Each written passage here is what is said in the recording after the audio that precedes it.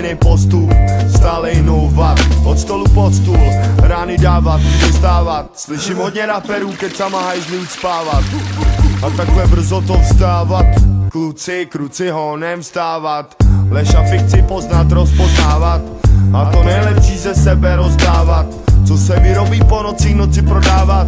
Nechápeš, někdo to musí dělat, ale proč zrovna já? Proč se mě není třeba to, co byl můj děda, vstávat do oběda? Otázka, na kterou odpověď si dám. Ty bys chtěl víc tam, kde je neznámá voda, probádat, co neznám, v těch kočinách to hledám. Mapovat jak geolog, co po lese chodí sem tam a na tom dělám.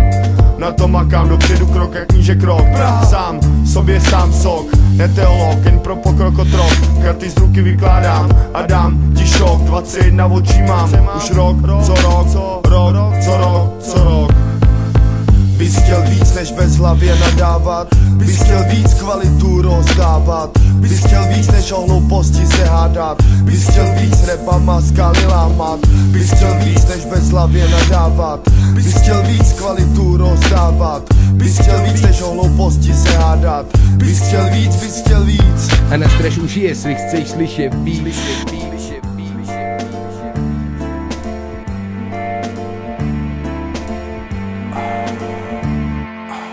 Bys chtěl víc, ale víc hlav, víc ví a proto hledám na straně svý lidi, svůj tým na zadek sedám. Jak každý slovo může být široký, hluboký.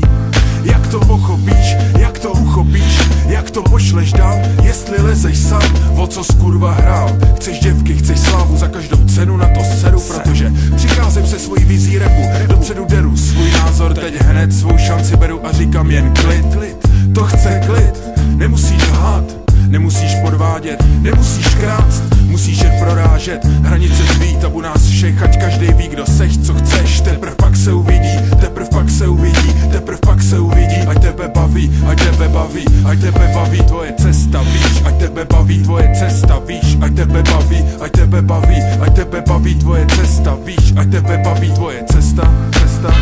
Bys chtěl víc než bezhlavě nadávat, bys chtěl víc kvalitu rozdávat, bys chtěl víc než o hlouposti se hádat, bys chtěl víc repama skaly lámat, bys chtěl víc než bezhlavě nadávat, bys chtěl víc kvalitu rozdávat, bys chtěl víc než o hlouposti se hádat, bys chtěl víc.